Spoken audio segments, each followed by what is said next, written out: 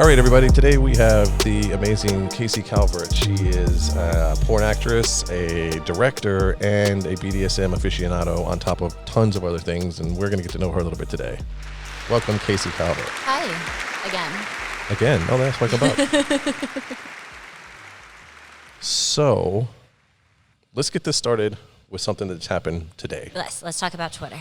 So, this morning you tweeted something about you got up super early. Last night I tweeted. This was last night. For pure accuracy, I tweeted at 7:17 p.m. yesterday. Just a little sneak peek, spelled SNEAK PEAK, which is incorrect. Incorrect. It is PEEK, but by 7:17 p.m. yesterday, I was so fucking exhausted. Right. And so I just typed words. I posted a 12-second video of an orgy.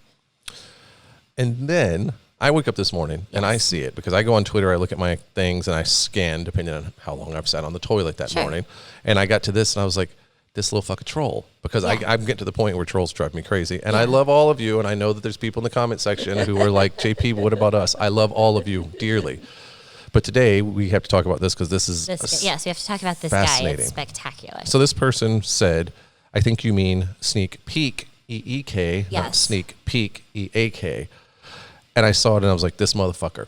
And I went to his profile, their profile, I should say. So I stopped reading at that point. I commented back and I was like, I think I mean AVN is exhausting, LOL. I made a typo, whatever, moving on. JP actually clicked on the dude's profile or the person's profile. We don't know if this person, we don't know how this person identifies. Should we say their Yes, I think we should. Okay. I think they'd probably like the publicity. Okay, so their handle is Stealth Mountain. Yes, at Stealth Mountain. On Twitter.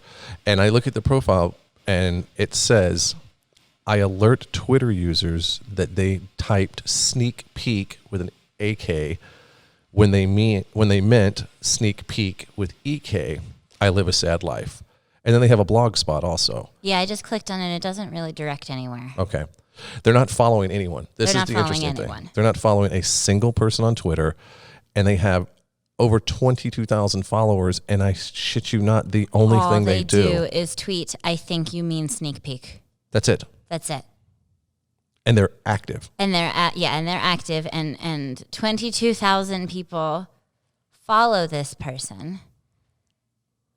And that's all they do.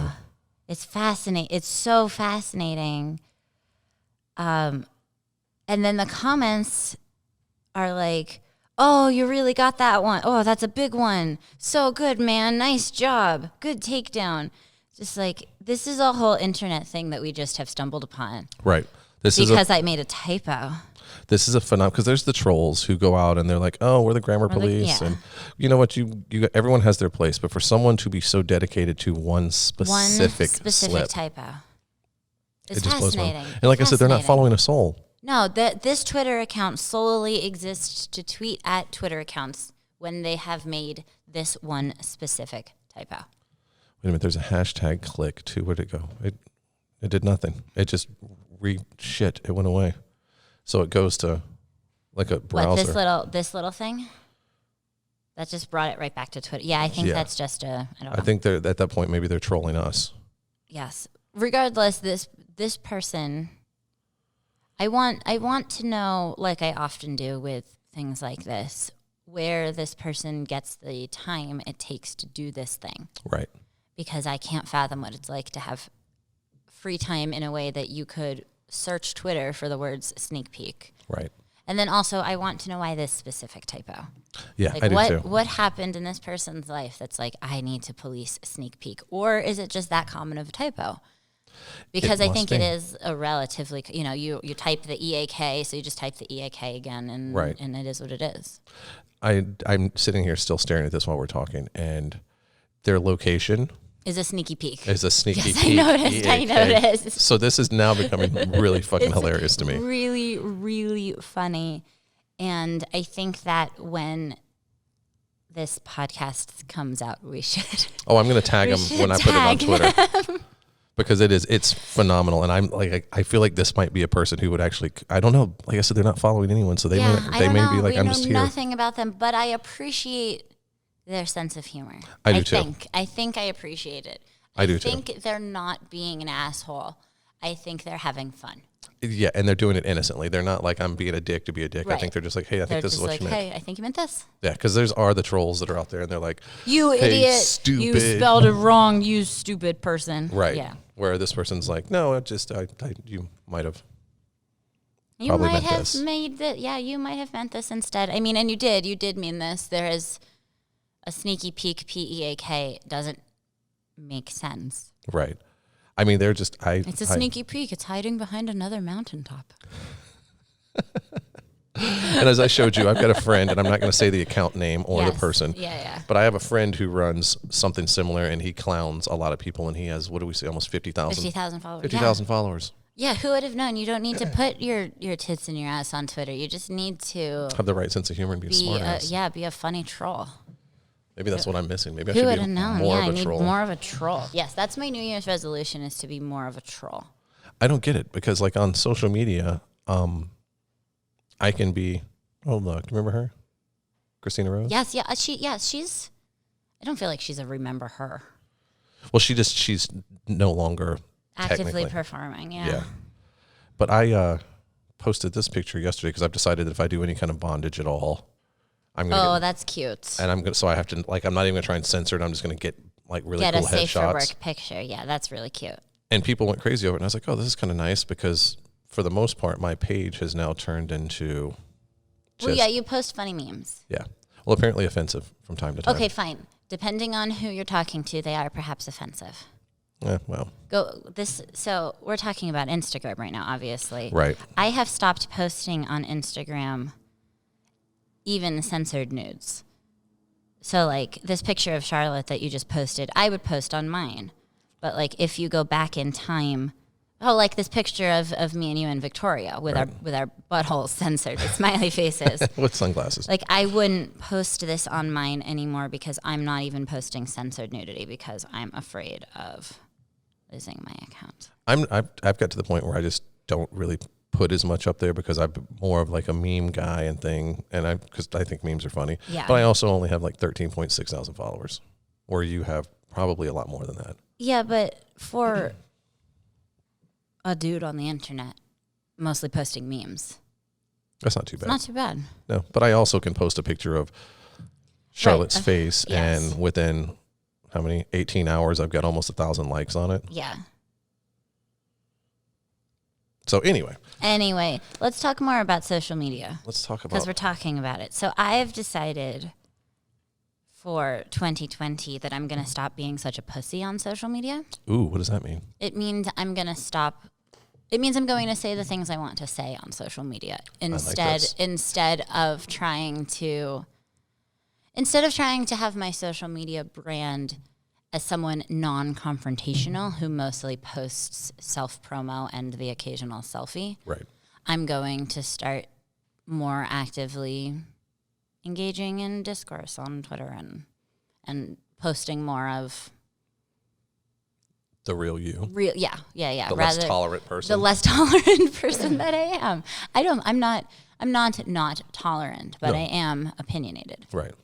And I think that's the thing, is we've gotten to a point where we have this, well, I better be careful. Right. I don't want to say so. I feel like I'm at a place in my career as Casey Calvert where I'm not going to harm a booking opportunity by saying something. I might harm a booking opportunity with a company that I don't want to work for anyway, and then fine, no harm, no foul. Right. But I'm not 6 months in being very opinionated about consent on social media in a way that is going to make people afraid to hire me. Right. Which is a problem. That's a thing, is a problem. Yep. I don't know how much you've heard about there's a recent thing, and I'll mention the people that have tweeted publicly about it, and I won't even have to say their names. I can tell you some of the tweets, and I don't know, this will give you an idea, or maybe not, of what happened. Recently, there was a very big male talent who is also a contract person for the big company. And he posted... I know exactly what you're talking about. Okay. So actually, maybe I don't. He posted something. Posted that if you ask a woman of color, specifically a black woman, to straighten her hair, you're a fucking racist. So the person I think we're talking about I don't follow on Twitter. His name starts with a Z and ends with an ander. It actually starts with an X. Yeah. Okay, so This happened a couple weeks ago. I did not actually see that, but I know who you're talking about. Okay, so he posted that, and then shortly after that, there was a post from another friend of ours, a fellow sister of yours, who said, "You know what? I'm going to go to my actual page and look at this." We're gonna use the phone as a reference. Because all you guys are listening, you're going to want to know the truth. Yep, we're talking about social media. So here we are on our phones looking at Social media. Did she take it down? Nope. There's his, and then there's right below it is hers. Okay, so did you see this? Oh. What happened with this? I heard a lot about what happened as far as straightening the hair, segregating the green room.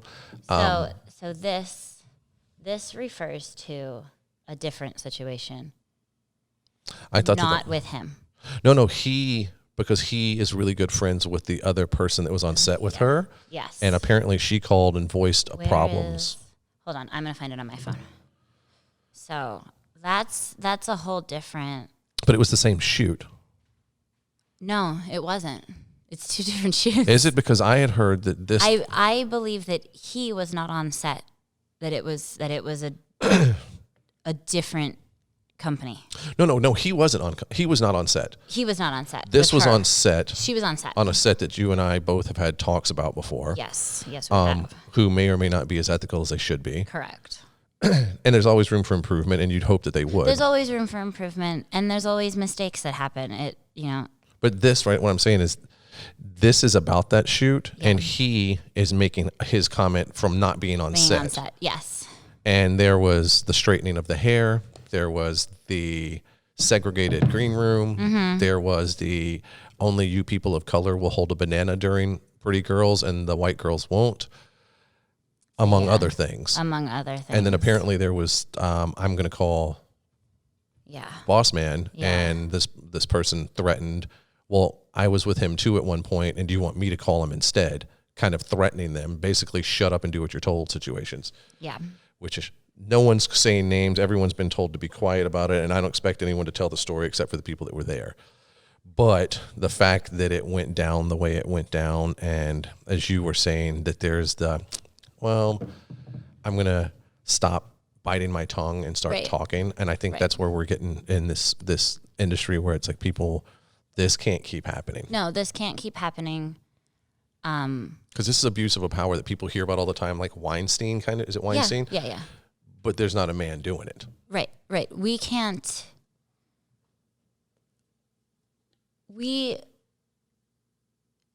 It's not hard to treat someone like an adult on set and to take care of someone and to shoot porn in an ethical way. It's not hard. Right. I get it. We don't have a lot of money. Sure. There are some things problems that could be fixed by having $1 million to spend on a shoot. Right. But you can Postmates coffee for your talent if they ask for coffee and not make them buy it themselves, because it's the polite right thing to do. You buy it from your own pocket. I don't care who you are. Yeah. If you're a director, you're in a position with enough money to buy coffee for your talent. Exactly. You can afford $15-$20. Exactly. You can afford to buy coffee. You don't have to buy coffee for your entire crew, especially if you have a big crew, but you could buy coffee for your talent. You have to take care of the people who are taking off their clothes, having sex for you. My opinion is, and I agree with that 100%, is that if you can afford to have such a large crew, then you have the money. Then you can afford to buy coffee. Right. Because which was another thing talking about this particular instance when I was talking to her at XBiz. Right. She had to buy her own coffee. She doesn't have to buy her own coffee. No. And like you said, that's the thing is like we don't have, like we're not like with Kink, and I can speak for Kink because that's what I shoot. Yeah. We're not in the Armory anymore. I don't have a makeup department. I don't have a wardrobe department. I don't have the green room with all of the, I don't have all the snacks laying around. But what I do is make sure that I give the model everything I can possibly give them while they're on set. Yeah. Because that's what you're supposed to do. That's what you're supposed to do. I mean, that was the thing that, back 5 years ago when no one was talking about consent on set. Right.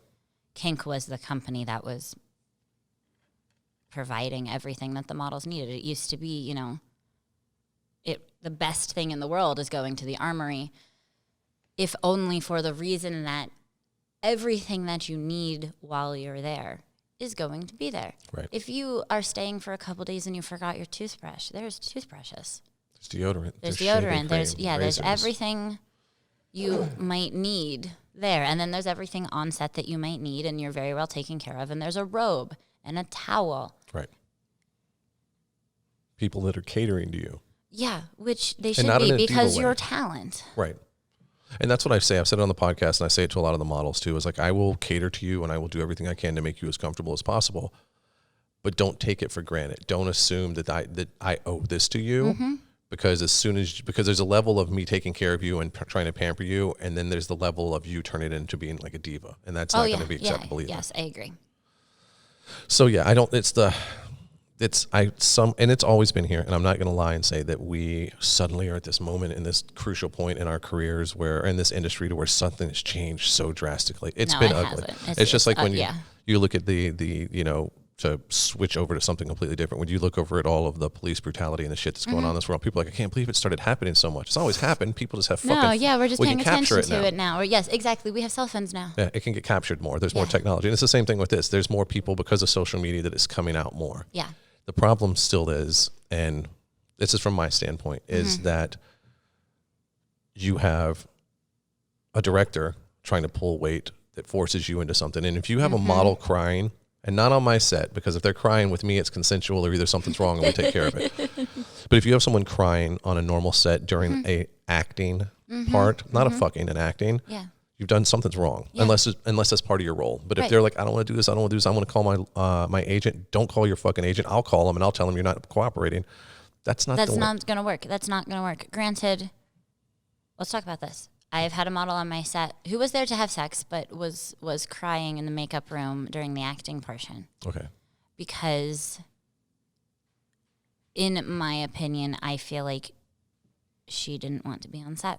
Right. And she was miserable. And I didn't know what to do. And she was telling me her problems. I was doing my best to solve them. Mostly it was that the set was cold and it was early February in Los Angeles and there's only so much you can do. Right. We opened the oven. We turned on the oven and opened it up to try to get some more heat into the house. Like crazy white trash people. I was going to say, I lived in a trailer for a while. That's how we heated that place. We were using the oven heater. And I offered her the opportunity that she could go home and we'd have no hard feelings, but she didn't want to go home because she wanted to get paid. Yeah. And I didn't know what to do. As a director in that position, I didn't know what to do because I wanted to make my talent happy and comfortable. Right. But we were in a house. We had the heater on as high as it would go. Right. We had the oven on. Well, it sounds to me like something else and was it wasn't. going on. It's colder in this room right now than it was in the house. So something was going on. And with I think, them. and if I send someone home because I think they don't want to be on set, now I've robbed them of their paycheck that maybe they really need. Right. So I can't just say like, you're unhappy, go home. Especially if they're there. But and it's, like I said, it sounds like, and I obviously wasn't there, but it sounds like that it was a situation where something was a lot deeper, and something as simple as it's not as warm as I'd like it to be is an excuse, because now they can say, well, you're not providing me with what I want, and they can go to their agent and say, and I had this happen to me once, and they can go to their agent and say, well, it was super cold and I can't work like that, and the agent's like, well, you owe us a kill fee. Right. Because and this particular talent is with one of those agents that would do that. Right. I had one who showed up, and she came in and she did all of the talk. And we know most of the time with BDSM, if you come in doing all the talk, you're usually full of the most shit. Full of the most shit. So she came in, she did all the talk. I put her in a suspension. Derek Pierce, a friend of mine, I was like, all right, first thing you can do is go in there and slap her. He's like, why are we starting with suspension? I was like, because trust me. Yeah. And I have given her every out. Look, I don't think this is for you. I don't think this is the good thing. She's like, no. I can do it. I love it. I love it so much. So let's start with, if you say you can do it, then we're going to do it. So let's start with a suspension. He walks in and he smacks her right across the face. He hit her the same way I slap girls when we're doing breath play. It's the attention getting. It's not knocking her head off. Yeah. She loses her shit. She has to come down. I go in. I'm like, what's going on? And she was like, why I can't do this thing. And she's whiny.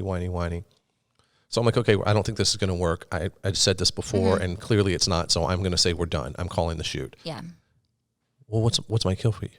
You don't get a kill fee. Right. Like she's supposed like looked me in the eye with this little grin, like a little kid that had pulled the tooth and it hurt just a little. Pulled the trick. Yeah. Yeah. I pulled the trick off and I'm like, there is no kill fee for you. She's like, but you called the shoot. I was like, because you can't handle it. At some point I have to take the responsibility for you and make a decision. That I'm not going to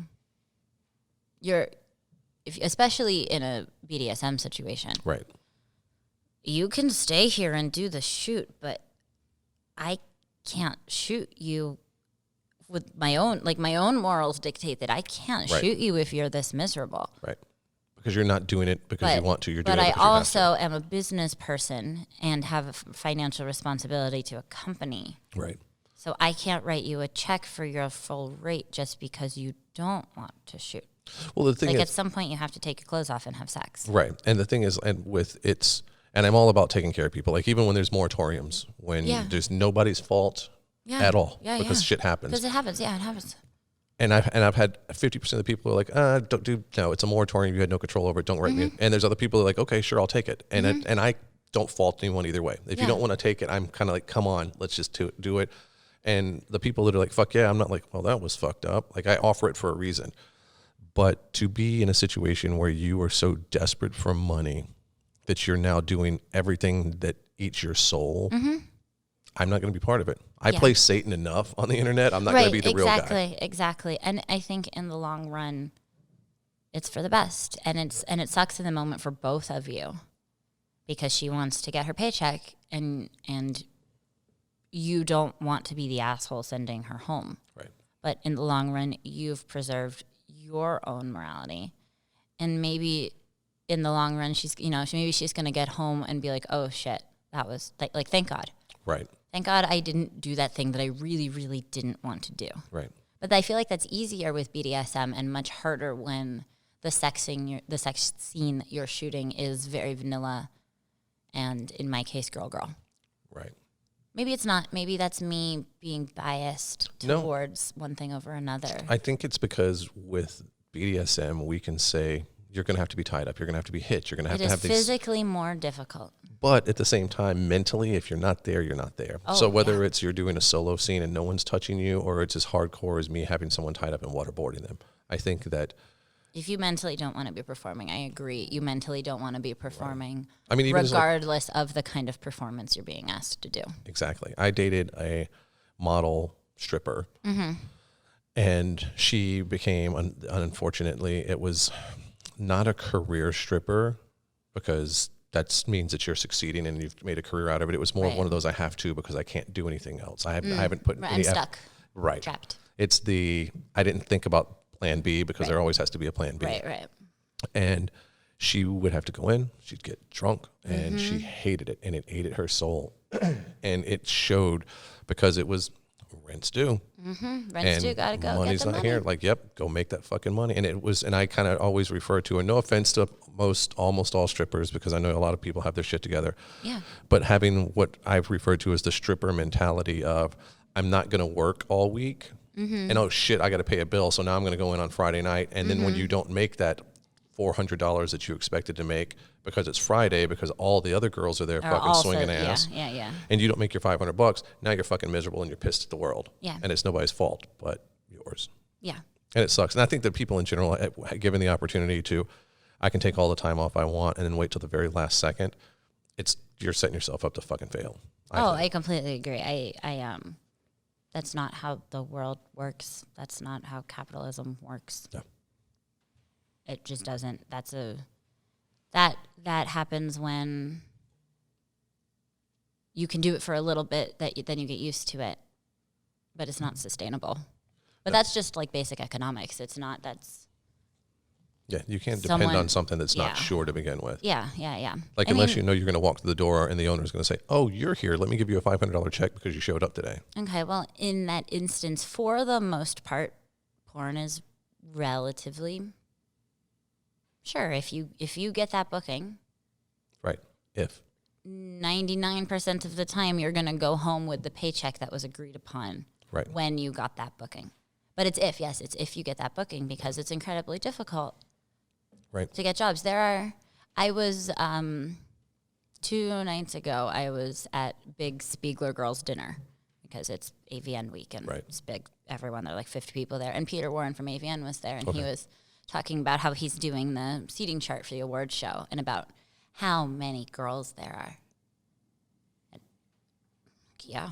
When I was checking in yesterday, someone called him, and he's like, JP, hold on a second, and he pulls and he folds this, and it's crazy, huge piece of folds paper. It out, and it's probably 3 feet wide and probably a good of the foot seating or so. chart. And he's been working on that seating chart for a month.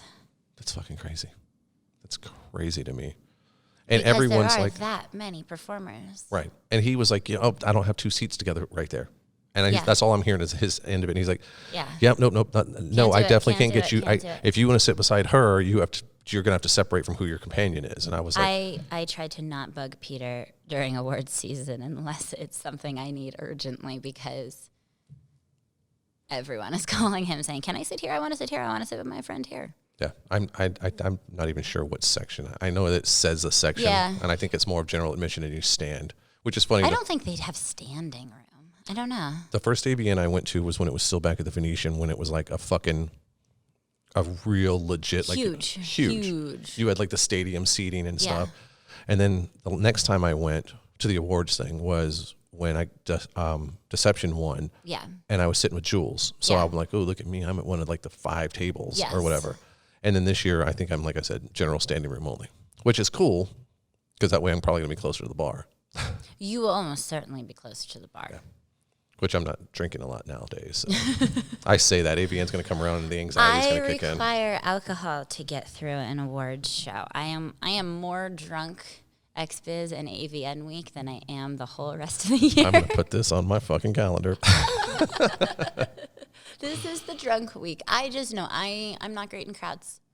I'm not either. And I'm much better. So it's much less overwhelming to me now than it was when I was brand new, because now I know so many of the people there that it's not that hard to walk around and find somebody I know who I can talk to. Right. And who I can feel comfortable having a 5-minute conversation with. When I was brand new, I was less like, the people, I don't know I know like the 5 people, like the 5 girls I'm with, and that's it. And so like so it's better now. But like the red carpet with people screaming my name and screaming at me, and the award show hall where it's so loud and so crowded, and the line for the bars, you have to wait behind 4 people. It's not like a line, it's just a mob. Right. And then everyone's swarming sitting there. I'm just bad at it, and alcohol helps me be better, not be miserable. Yeah. Right. Yeah, and that's the thing when I was talking to you earlier, because we've got red carpet passes. Yeah. And there's part of me that's like, this is going to be cool. And I'm taking, hold on, I've got a new jingle, everybody, when I say his name. Hold on, let me turn this up. All right. So used to, when I said Disco's name, I had jingle bells because of Christmas Disco. Yeah. Now I have a full-fledged, I'm taking Disco with me down the red carpet.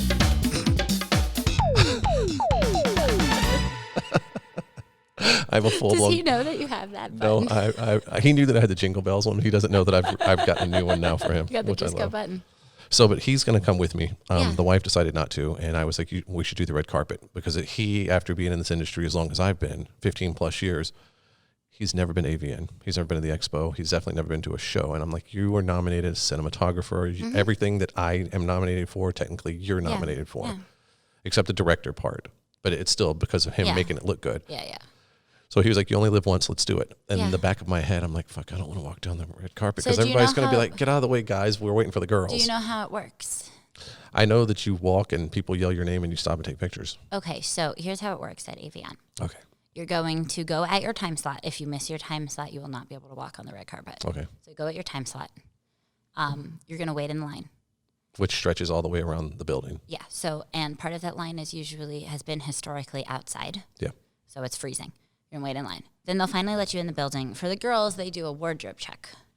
So they have to make sure, because of Vegas law and casino law, and it's very complicated, and I haven't had it explained to me beyond, it's dumb, just follow the rules. Right. But like casino employees will check to make sure that your nipples and vagina are covered.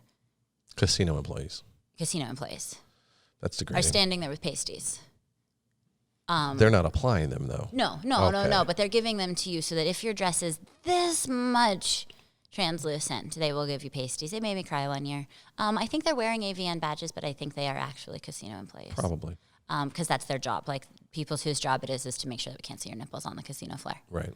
Then you walk the gauntlet. Because technically you're a sex worker, and now you're walking the floor, which you're not supposed to be doing. Correct. Okay. It's a casino thing. We serve alcohol. There are nudity laws around serving alcohol. It's not an anti-sex work thing or a discrimination thing. It's a Vegas casino law. It's every law is in place, and so to apply to or for the and the Hard Rock Hotel does not want to lose their liquor license, even though they're shutting the doors in 5 days. Well, they're just getting bought by. It's just another company's coming in. Right. So then you walk the gauntlet. The gauntlet is the fan red carpet. Right. The gauntlet is my personal hell on earth. It I is can my imagine. least favorite hour of the entire year. I can imagine. So you walk down a, 6 or so feet wide aisle. Right. The fans are people, like 5 or 6 people deep, screaming your name and come take a picture with me. And can I get an autograph? And the gauntlet goes on and on. And everybody wants your attention. And everyone wants your attention from all sides, all at once. And you can either cater to everyone and hold up the line. You can either walk really slowly down the center and ignore everyone, but just pose and get your picture taken, or you can do what I do and put on blinders so that I can maintain my sanity. Right. I'm going to lift this just a little. Yes, I'm moving away from it, or it fell down something. I don't know. But then you go to the real red carpet. So which is like the step and repeat and the lights and the photographer, like the AVN photographer will be there and the Getty photographer will be there and everyone else who you'll stand, there'll be little X's, stand on the little X, get your picture taken, move to the next little X, get your picture taken, and you go down the traditional red carpet. Right. Now let me ask you this really quick. 2 questions. First, if you stand on the X and they're like, okay, thanks, and nothing flashes, should I be offended? I'd actually be very surprised if that happened. I think they take pictures of everyone. No matter what. Yeah. There'd just be less of the people. They're like, oh, great, move. They just might not know your name. Well, that's the thing. So is like most of people don't. when they know your name, they'll like, because there'll be like 3 or 4 photographers for each X. Right. So they'll like call your name one by one. They'll be like, Casey, look here. Okay, now here, Casey. Okay, now over here. Okay, now over here. And then someone will tell you to move to the next X, and it just happens over and over again. Okay. But they don't all know my name. Right.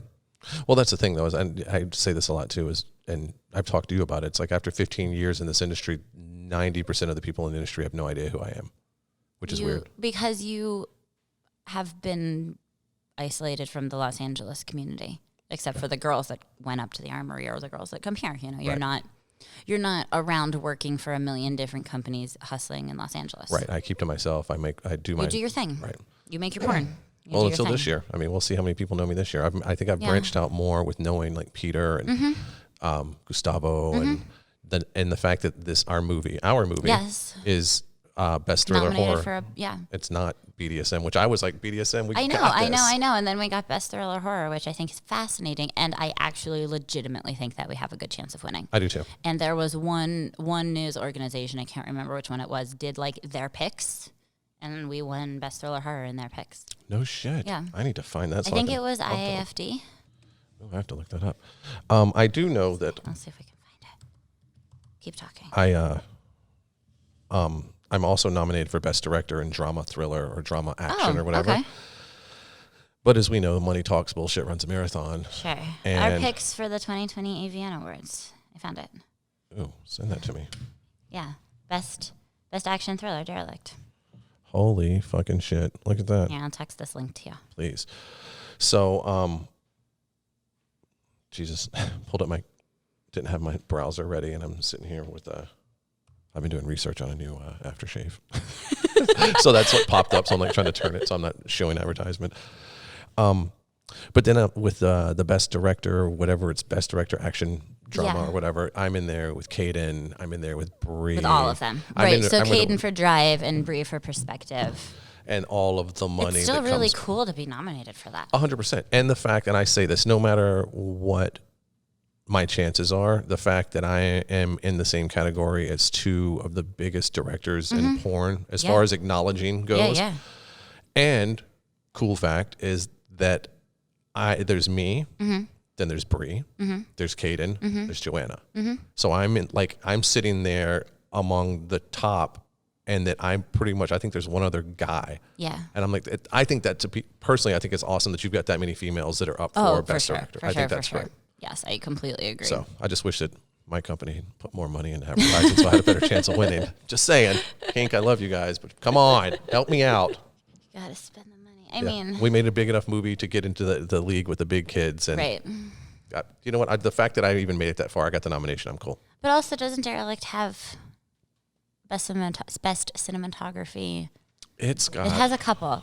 I know that I was hoping for a Best Actress and did not get it. I was the same thing. I was hoping that Best Actress and even Best Supporting with, I even had me up for Best Supporting, non-sex. Oh, actually, that would have been, I don't know if you count as non-sex. Oh, yeah, I guess I was having sex. You were kind of in the sex scenes. Yeah, but as much as that movie has sex scenes, you were in the sex scenes. I was. Otherwise, I actually think you would have been a shoo-in for non-sex. Non-sex Best Supporting. I'm going to see if I can pull these up. It was a while ago since all of it happened. I think the Best Non-Sex award is really fun. A lot of people are like, this is dumb, but I think it's really fun. I had a Best Non-Sex nomination for X-Biz. I lost to Nina Hartley. That's not a bad way to lose. So I can't be sad. Right. So Best Art Direction, Derelict. Okay, but that's great. also with Drive and... Sure. But they watched the movie and liked the movie enough to give it a Best Art Direction nomination. Yeah. And then we have to remember, for anybody that hasn't seen this yet or doesn't know me well enough and you're just here listening because I have hot porn stars on my show all the time. Look at me here in my oversized sweatshirt. I love it. Oh, yeah. I don't think I have the right sounds queued up. Right? Oh, do you have like a sexy noise? I'll turn down here. I'll do it again. Yeah, do it again. Just a sipper. So yeah, I mean, and I'm super stoked about all the stuff that we got. Like both of my schools of submissions. Submissions got Best BDSM production. BDSM. Yeah. So I might still have a chance at one of those. Yeah. Best Director with Dramatic Production, and it's with everybody that's in here. Yeah, everybody that's in there is pretty good. Yeah. Like I'm among, and I forgot Whitney Wright's in there too. So there's another, top female. This is a great like I'm in really good company. Category of movies, yeah. So, and then let's see what else. This one's good. Best Solo Tease Performance is Blonde MILF Cherie DeVille in is Machine Fucked in Tight Bondage. That's for Best Solo. That's for Best Solo. Is it a fucking machine shoot? There's a fucking machine shoot that we did. So funny. Best niche series or channel is Device Bondage, and now, dare I say out publicly, my old site, which is now mine again, Brutal Sessions. Yeah. So Brutal Sessions and Device Bondage are both up. Yeah. Why do I have Best Leading Actress? Oh, it's because Ariel X. I was like, oh my God, look at you. You got Leading Actress. Oh, for the wrestling movie. Yeah.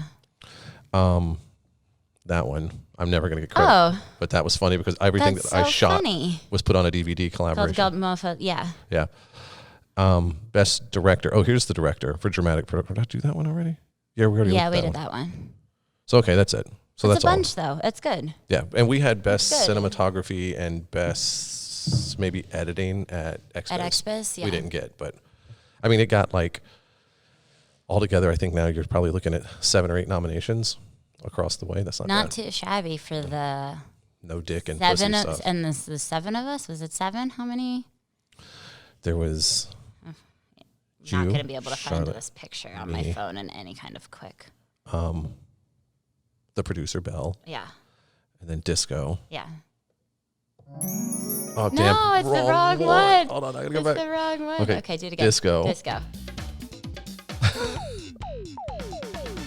I lost count, so I'll have to start over. Yes, so Disco, me, Belle, you, Charlotte, PA, second camera, extraordinaire, grip. That's so it. 7. Seven. Yeah. The 7 of us. Not too shabby for the 7 of us going to the mine for 4 days. Yeah, that's not bad at all. Not too darn bad, if I do say so myself. I did learn a valuable lesson, is that I don't need to shoot as much shit as I shot. Because probably half of the stuff of us doing the exploring, at least half of it's gone. It ended up on the cutting room floor. And that and I say it all the time, I think we talked about this last time, the part where Disco went into that room, slammed his head because he didn't duck, and then we coordinated walking. One door, another door. That whole building got cut out. Yeah, that whole. Well, no, there's a part where he's in the closet before we Oh, busted. okay. That little quick shot, it made it. I'm like, that was such a. But it was fun. It was. It was. And we'll always have that. Yeah. And I mean, it wasn't fun that he injured himself But the overall experience But was the awesome. overall experience and like doing all of the shots of us walking around exploring and like walking through the old buildings and crunching on the glass and using doing as much as yeah. we possibly could Yeah. of the location was nice because we did, because there's so many people I'd seen, especially at Kink, had went out and done productions there. Mm-hmm. And like they did a gangbang in the bedroom where you laid down. They did a gangbang in it. And that was it. And that was it, yeah. They did I don't want to do a gangbang in that. I don't want to go back to that room again. I don't want to go back to that location. I was It's just dusty. It's just really, really dusty. It was horrible. There was a shot. It makes me want to cough just thinking about it. My lungs hurt for probably a month after that before I finally felt like I could breathe normal again. It's beautiful, but in the actual mine itself, it's so full of dust and bird poop and mouse poop and whatever kinds of chemicals they were using to get gold out of the rocks. The cyanide. Yeah. Then this is because all of that was still sitting around. Yeah. And then there's going to be a commercial like in another 10 or 15 years. If you've ever shot a movie. If you've shot a movie, come to the class action lawsuits. Call blah, blah, blah and blah, blah, blah. Oh, then I'm going to get some money because I've been there. You've been there several times. Several times. I don't know. Cash in on the class action lawsuit. The last time I had a class action lawsuit was it was a major grocery store. And they changed their name depending on the region, but they kind of all the same, yeah. Same. Yeah. And when I was in San Francisco, I had just moved there. Becky hadn't moved in yet, so I had an apartment, but nothing was going on because I was at work all the time at the Armory. Yeah. And I would call because half the time, because I kept getting parking tickets, I would just leave my car parked inside of the Armory in the drill court before they did the floor. Yeah. I remember when we parked in there. Leave it parked there, so I'm like, well, I can't go to the fucking grocery store now because I was like, so I'll do this thing. And I had them start. There was one of the first people that started doing the delivery service. Oh, okay. Because I had the hippie expensive one up Fancy the street. San Francisco grocery store. Right up the street. Yeah. But I was like, this is, it's the whole paycheck. So I'm like, I'm not going there. So I called the local one that most of us would have went to, and they delivered it. And then I got an email starting about a year ago that there was a class action because of some weird markup that no one knew about. And they're like, you're part of this class action. That they were charging you, they were marking up groceries for delivery that you didn't know they were. Did you know they were being marked up? I didn't care because it was a convenience. Oh. That's what I always look at. It's like, if you call like any of these, like, Uber Eats or Postmates or anything. Yeah. You're paying for the convenience, of course. And that's what it is. What you're paying for is not the food. You're paying for someone to pick it up for you and bring it to your house or wherever you are. People are pissed. They go on these things and they're like, oh, the Double Arches coffee only cost $1.50. Why is it costing me $17? Because you're making it come to you. Yeah, you didn't get off your ass and go get it yourself. Go get it. If that's the coffee that you want, there's 1.5 a mile away. Go get it. And the thing that's funny is I'll sit there and nitpick the $4.99 delivery fee and the $2 markup and all that shit, but then we'll go out on date night and we'll pull. Oh, here, you know what? Take $100. I'll take $100. Let's just blow it on slot machines. Yeah. Like it's nothing, but then we'll bitch about $4 or $5 delivery. Well, fuck it, I'm just gonna go get it. I am terrible at that. I am terrible at. I will go on Amazon and research the best bobby pins to buy. Do I buy the $4.99 ones or do I buy the $5.99 ones? And how many comes in each one? And read the reviews. And I will spend, if I am not careful, an hour reading reviews on something as insignificant as bobby pins. Just wasting my time. So I've tried to be more consciously aware of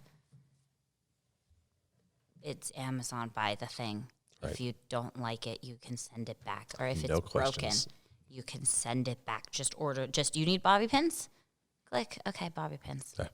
They're just bobby pins. And if they show up and you open the package and you use them and lose a couple, you can still go, fuck this, they didn't work right, and send them back. No questions asked. Yeah.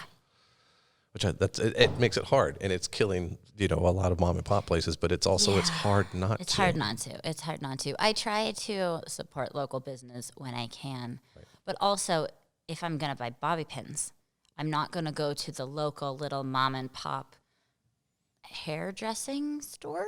Right.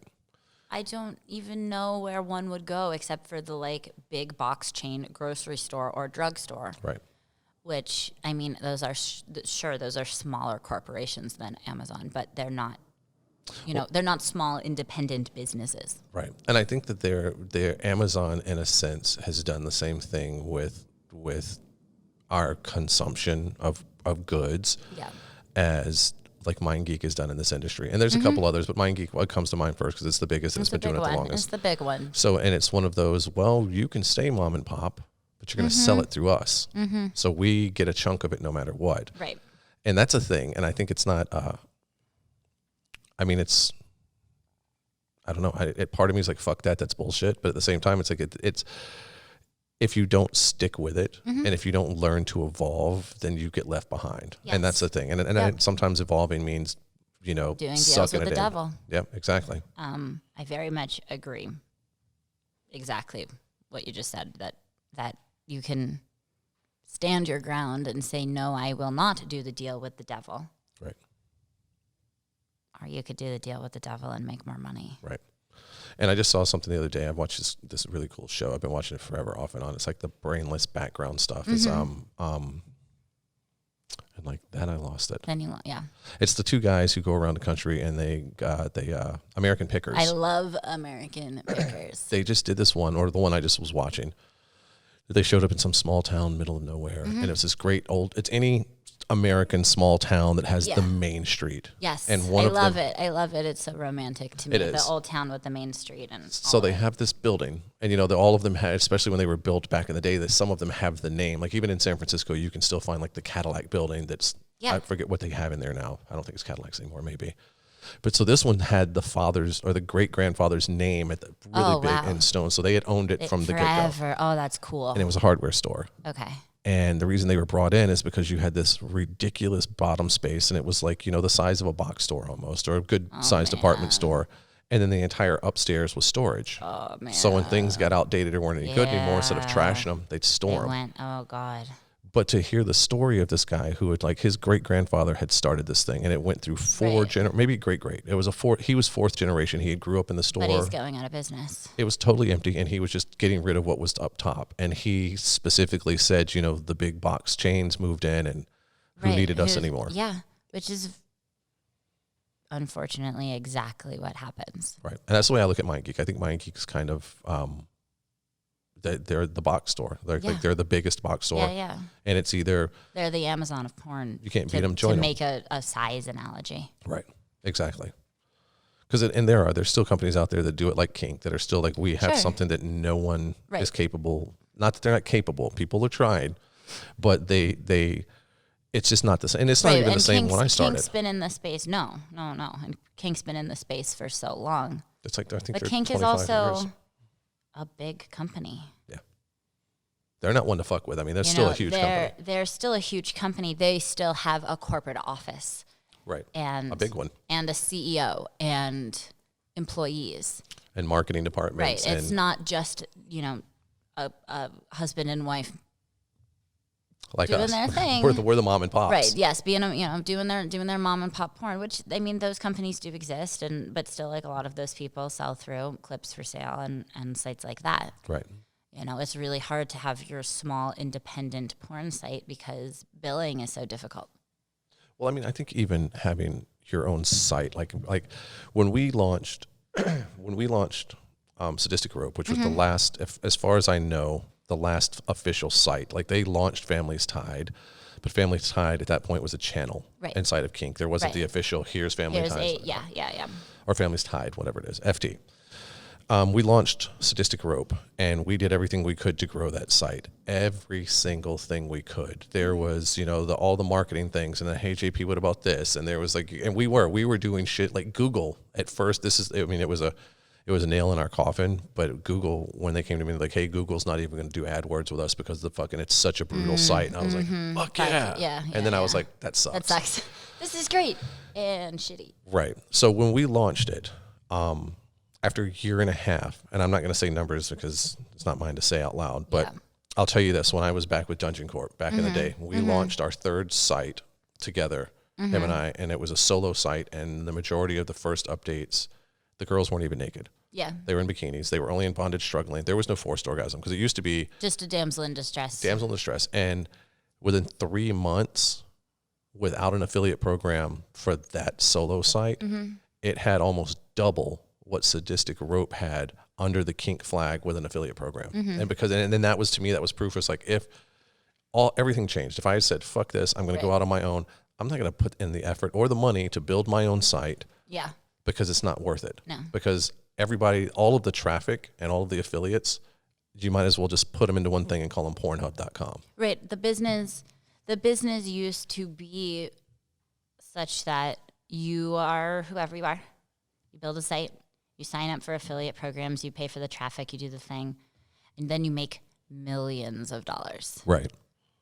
And the money, and you couldn't lose money as long as you kept updating. Right.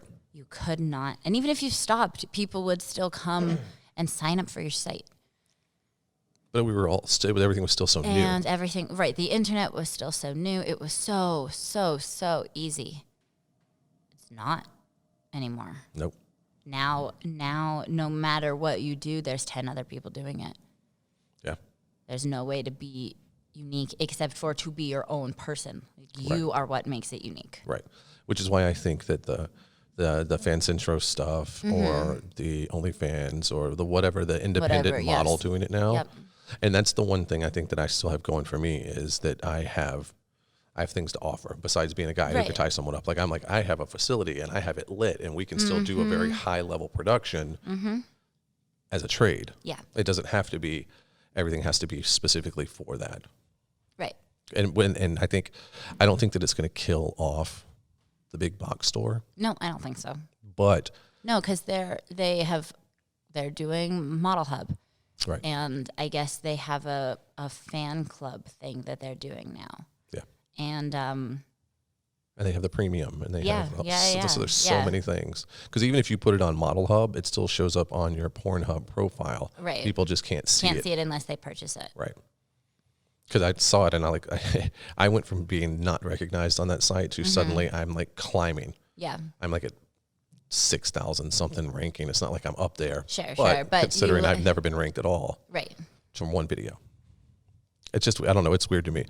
So yeah, I don't think that I'm going to, there's just no sense in doing it now. I think that it's do your thing, build your following and be consistent with your following and be reliable and people keep showing up. People will show up. People will show up. I feel like if you make the kind of content that you love making, right, people will show up for that.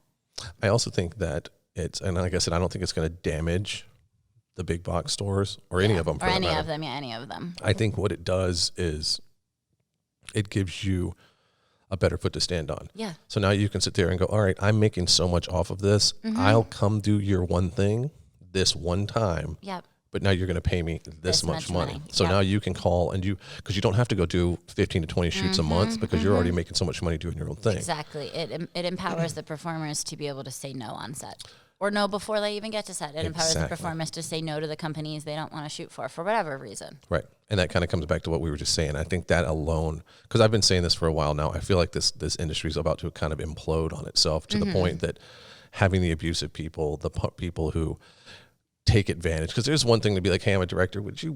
I know you don't usually do this, but would you mind doing it today for me? There's that. Yeah. But then there's what are you going to fucking do? Right. What are you going to do? I'm going to call your agent. Yeah. And you being a fucking bag of shit. Yeah. Yeah. And I think that's going to be where people are going to be instead of just, you know what, just suck it up and move on. It's over. You got through the day. Go do your next. Right. I think that's coming to an end. I completely agree. Because it is. Because you guys are becoming, as models, are so empowered that you can say, you know what, suck my dick. I'm not doing this anymore. You don't get to talk to me that way. You don't get to treat me that way. And I've got 100,000 followers. Very, very scary Twitter account. Yeah.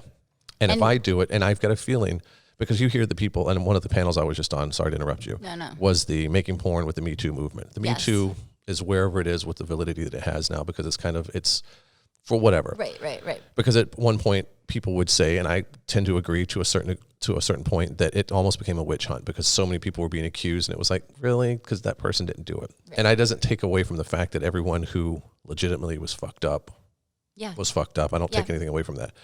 But I feel like a similar movement is going to happen, because the first time that whoever says I was on this set and names, there are going to be people that are going to be, and you're going to get the hashtag I stand with fill in the blank. Right. And everyone is going to start coming forward, I think. But it's going to take that one person who's like, my agent doesn't get to tell me I can't do this. Yeah. I'm not afraid of you as a director. I'm not afraid of you. Right.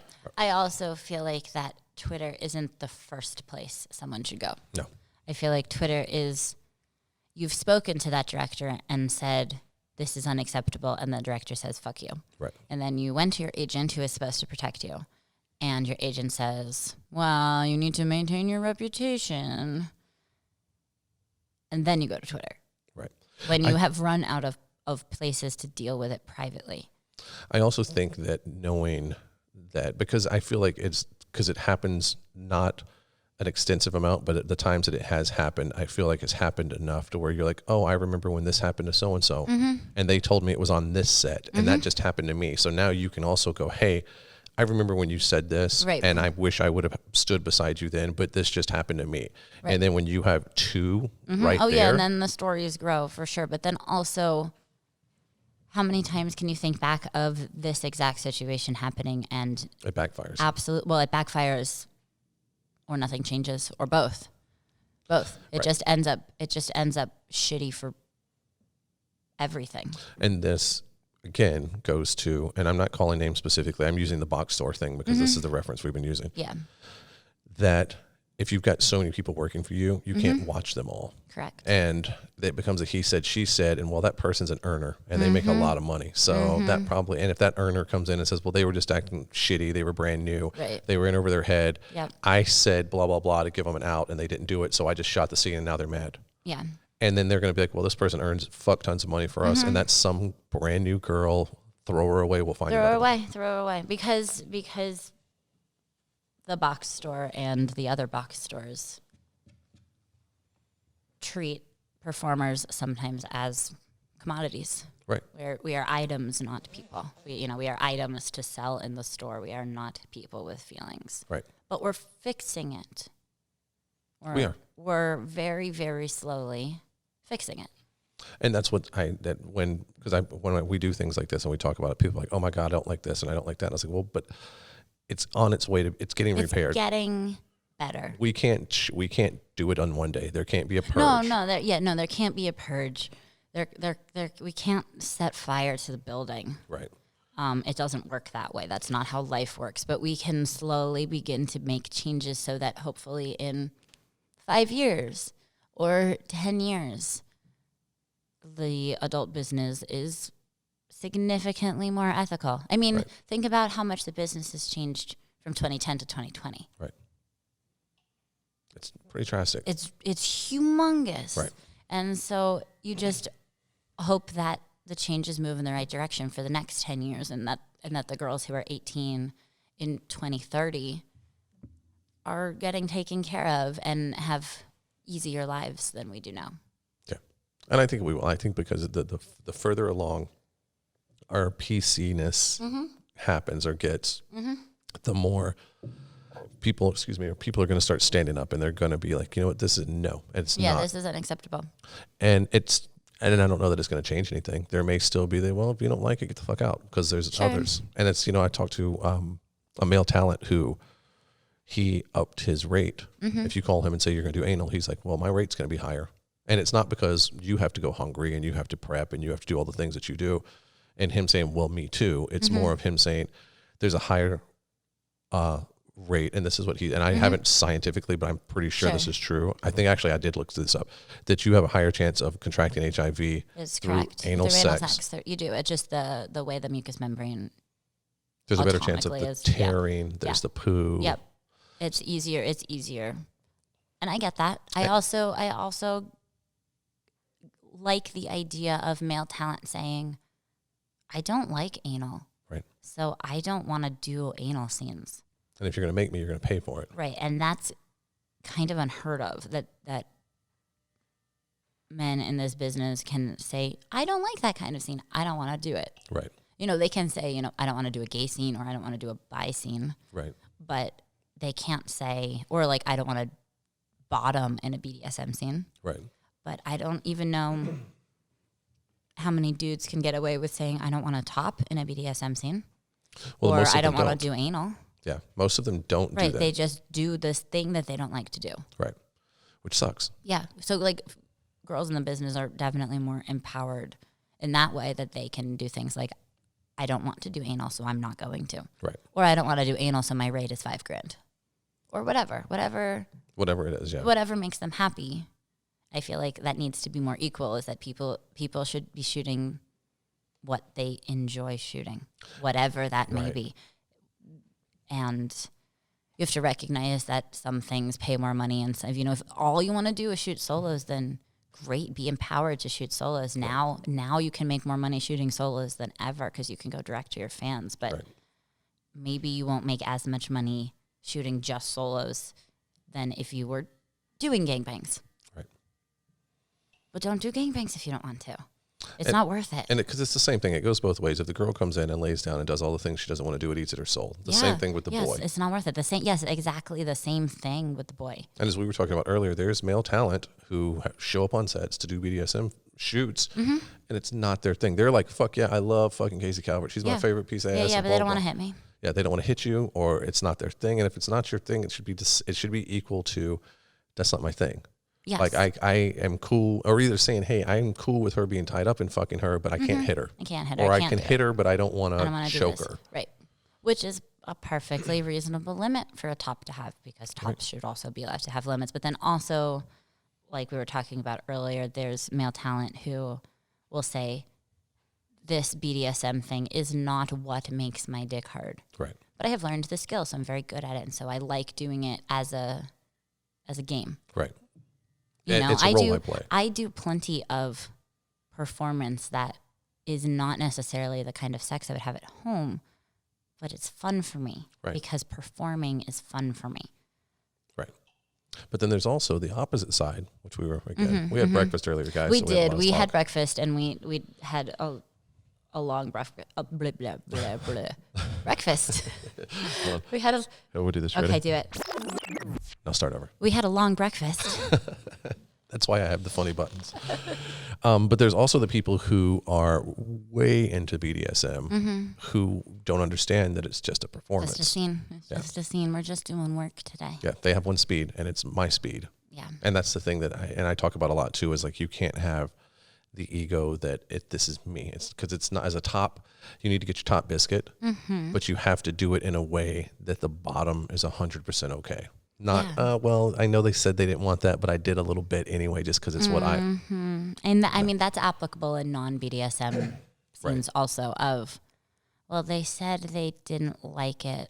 I'm just going to use me. I'm just going to use me. Well, yes, that's a thing. That's not what I was going to say, but that is a thing. The ego where it's like, well, she's never had me do it. She's never had me do it. But no, I was going to say, like, using a limit of mine as an example, I don't like when people spit in my mouth or on my face. So I'm in a regular old, roughish gonzo scene, and I communicate to my scene partner, please don't spit on my face. But spitting on my face gets his dick hard, so he does it anyway. Just once. I just did it once. It's not that bad, right? It's not that bad. I do it to tons of girls. It's not that bad. No. And that's not okay. But that's do you get to look at him and say, well, you know what really gets my pussy wet? Kicking guys in the nuts. And I'm just going to do it once. That's okay, right? I am working on being the kind of person that will be that kind of catty bitch, which I love. Yeah. No, mostly these days. Because that's what they're going to say. Granted, these days, the boys know better. Right. Well, they know that I'm not the girl you fuck around with. Right. But they need to respect everyone in the same way that I get respected. And that I've seen also, that they know goddamn well not to do it to you. Yeah. But, little Sugar Sally that just walked in, that's 18 years old, doesn't know any better, that's willing to do anything, they're going to do it to her, even though she's like, I don't, because, well, she's never had me do it to her.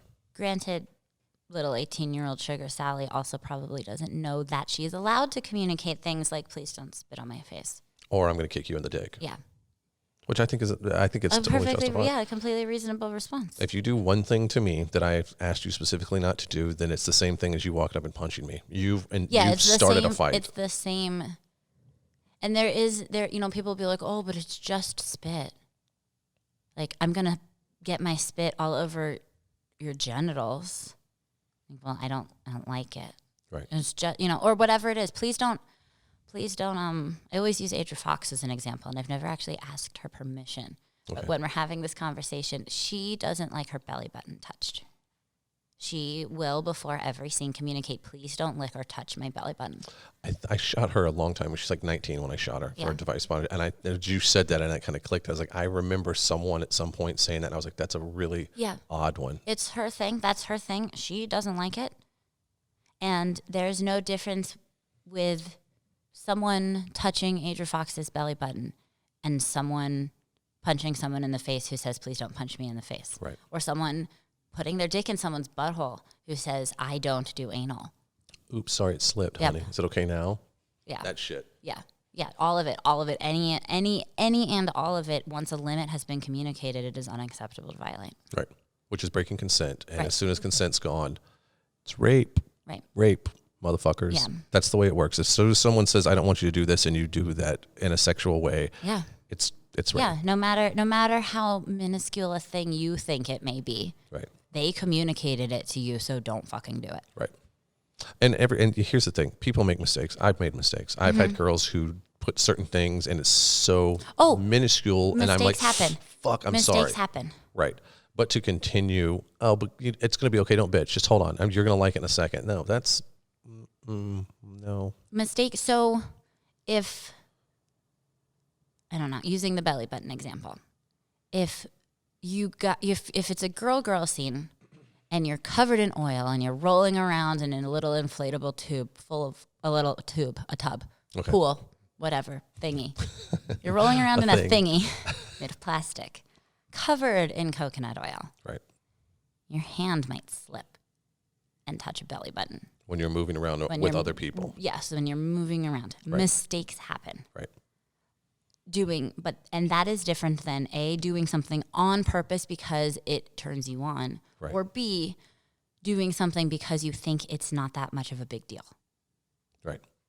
Mistakes happen. I have had penises for real accidentally slip into my butt. Not by me yet.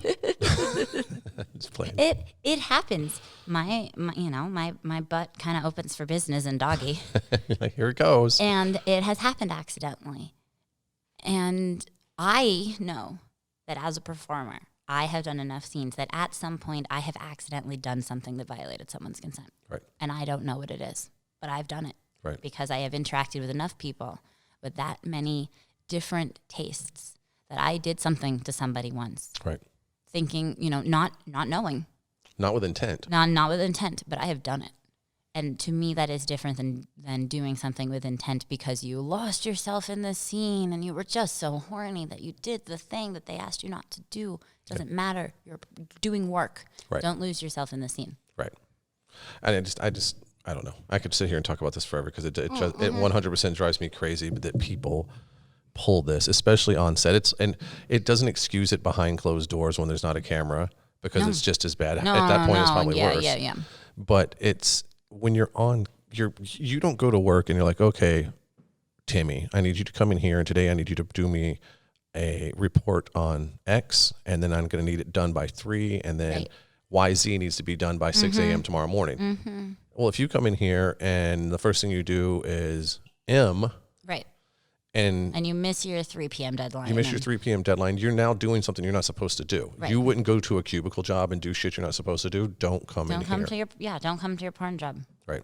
That is actually a great analogy because I feel like I often say, people will be like, but what about all the bad guys in porn? I'll be like, well, there's bad guys who work at a bank. Yeah. That's why anytime I get into deep stuff like this, people are like, oh, that sounds so horrible. Turn around and look at the office you're working in. Right. There's plenty of bad guys in every. Was that one me? No, that was me. Was you. There's plenty of bad guys in every business. I mean, look at look at the banking industry. Look at Wall Street. Look at Hollywood. Yeah, there's plenty of bad guys. Being bad is not isolated to the porn industry. Right.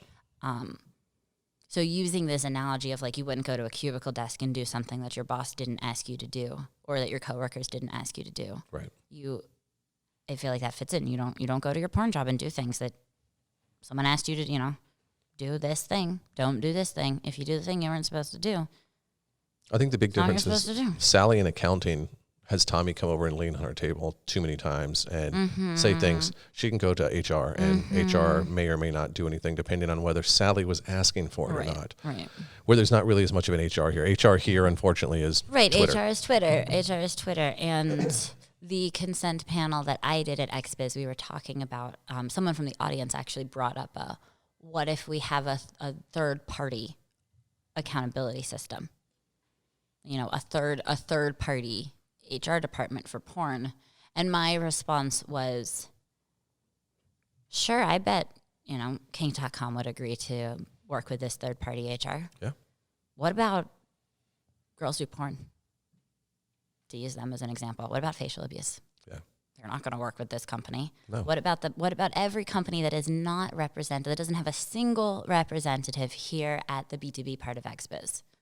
Right. They're the ones who need the third-party HR. And they're the ones who they'll never sign off on it. Right. Because stay out of my business. Yeah, they're the ones who aren't going to play that game, and they're the ones who need to have that. They're the ones who need it. I mean, there's problems on all sets sometimes. No company, no matter how none of us are ethical clean. they are, none of us are. Yeah, but it is especially the companies that don't want to participate that are the ones who need it. Right.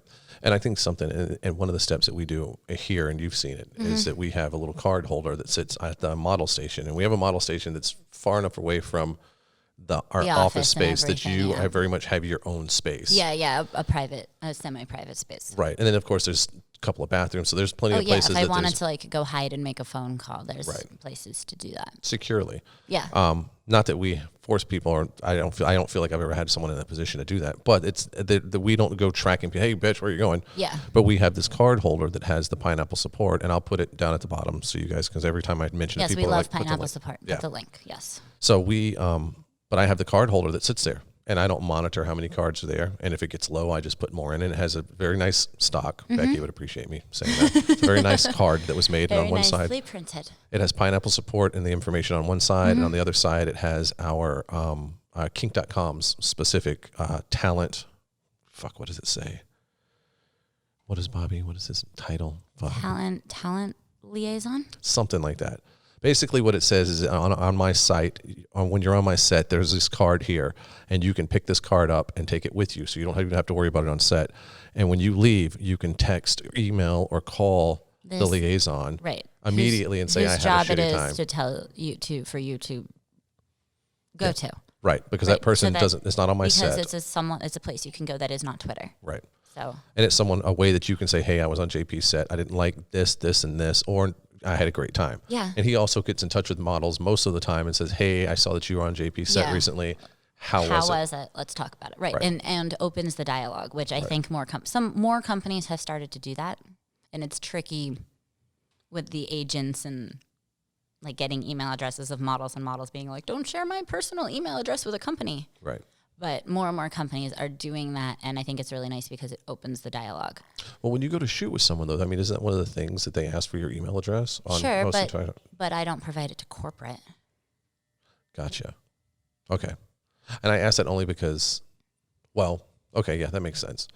But, I mean, I know there's one of the other directors at Kink who does a Survey Monkey.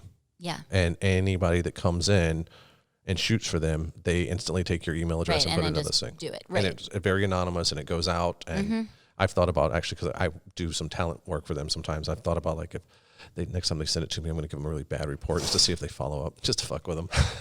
Joking. If you guys know, if you're listening, you know who I'm talking about. Just to fuck with the survey results. No, so one company airdrops it. That's and I smart. don't know what they do if talent doesn't have an iPhone. That's weird. But they airdrop it to me. So they have an anonymous survey that's hosted on a web page, and they just airdrop me the link? the But it's not. I guess it technically opens in Safari, but Okay. it doesn't. It's not like a web page, like a URL I could go type in. It's like a one-time code thing that, Okay. like, they drop me this like series of letters and numbers. When I click on it, it goes to the survey for me to fill in, and they just do that before everyone. They have the production manager on set just do that for all the talent before they leave set.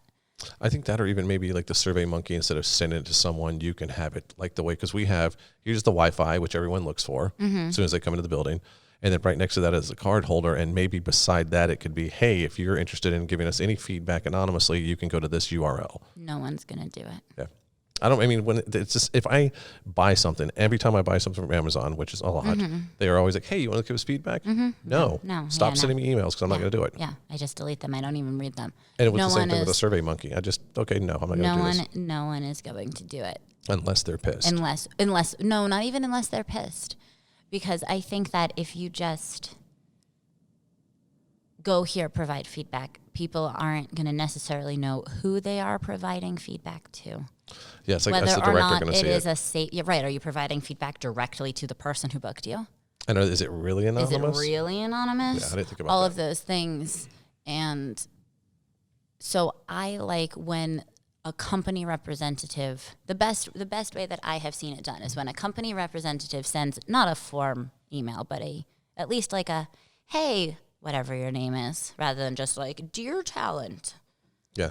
This one specifically like, hey, Casey, you were just on JP's site. You were just on JP's set on this date shooting for this site. Right. If you don't mind taking the time, please fill out these couple of questions. Right. Thanks. Let me know if you want to chat about anything further. Here's my personal cell phone number. Or simple, because I think what he does is he sends out and he's like, hey, Casey, you just shot Hog Tie with JP. And I just want to check in and see how was the shoot? What did you think? Yeah. And that's, I think it's very vague. It's not, can you answer? It's very very open-ended. I mean, they teach you in dealing with these sort of things that it's important to ask open-ended questions and not leading questions. Right. Yeah. So yeah, usually I write back and I'm like, hi, Bobby, I love you. And that's it. Thanks. Thanks. I appreciate the work you're doing. Yeah, he's asked me, there's been a couple times that he's been like, hey, did you get this really good report from fill in the blank? And he was like, how do you feel about like me sharing this? And I'm like, well, who the fuck are you going to share it with? Yeah.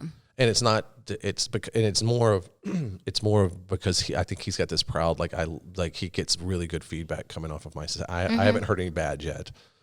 And I feel like after as long as I've been doing this, if I got bad, I'd be fucked.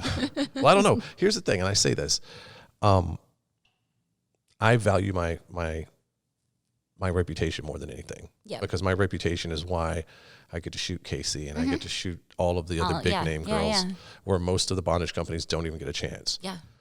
And it's because of my reputation and I value it so much and I would never do anything to tarnish it. But then I'm looking around, going back to what we were saying earlier, and there's some that have pretty shitty reputation, especially the one that we started the podcast with, who's getting a shittier and shittier. And people keep going. People keep going.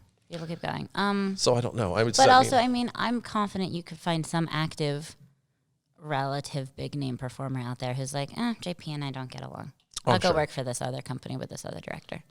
We just had one recently who was just on the podcast. Oh, yes. Who used to say, I won't shoot for kink. I used to have that conversation with her. I know who you're talking about. We used to talk all the time and she'd be like, I only want to work for them. And I'd be like, okay, I'd love to work with you, but I'm only going to work for kink. And she's the one who reached out. She reached out and said, hey, I want to give it another shot. I heard nothing but good shit about you specifically, and I don't usually shoot for this company, but I want to come and shoot with you. And then told me exactly why she didn't. And I was like, well, let's give it a shot. Yeah. And at the end of it, she was like, please bring me back. I want to do more. Yeah. So because she's a great BDSM performer. She is. She's nasty. Yeah. Oh, she is. Oh, yeah. Dirty. Yeah. She's a dirty girl. I joked that I was like, because I finally got like the day I shot her is when YouTube said, okay, you can start monetizing your videos. Oh, awesome. Which is difficult because it's very limited because of the subject matter that we talk about. Because apparently if you say cunt, they don't like that. They don't. They are one of the long list of social, because YouTube considered a social media, I guess so. I think so. I was watching something the other day. Websites, a long list of websites that doesn't like us. They're very, most of them. Yeah. Or anything that has to do with this. But so I was watching Joe Rogan, who that's my goal is I'm going to get on his show before this year's over. Okay. You just got started. You hear that? Coming for you, Joe. He's going to be like, block me on all social media now. But I was watching him, and a celebrity that I was telling you about that I found out recently is a fan of mine. Yes. And they were talking, and he was telling the story to that person about how his producer had told him recently that because mine are like an hour and some change. His are like 2.5, 3 hours long. They're long. Yeah. And apparently 2.5 hours deep, someone used the cunt word. Yeah. And they demonetized that one video because of that one word. So he was like, maybe I should go back and bleep it just to see if I can get the monetization. Because I think he makes a fuck ton of money. I think he makes a fuck ton of money. And monetization is important for all people doing business. Right. And I mean, I ultimately would like to, and I feel like if I get to a certain point with it, because it's the same thing with money talks. At some point, if they look over and they're like, if I ever get to this point, oh, this guy's got 250,000 subscribers on YouTube, people might be like, well, he does talk a lot about sex, but I want his business. Right. So who knows? Yeah. It's this very stupid gray area. But I've made like 72 cents. So you know what? You're on your way to a piece of gum. Right. Juicy fruit's going to be mine. By 2021, you're going to buy a cup of coffee. Yeah. But I can't have it Postmated to me or Uber delivered. Like I'm going to have to go pick that shit up at the drive-thru myself. All right. What do we? Oh, that's kind of weird text. Oh, you know what? That's another thing. I'm tired of this spam from these fuckers. My carrier. Better watch it. I'm start talking shit on you. I got members and people listen to me now. Yes. So we kind of jumped all into where are we at with time-wise? I don't actually know. We're an hour and 22 into this thing.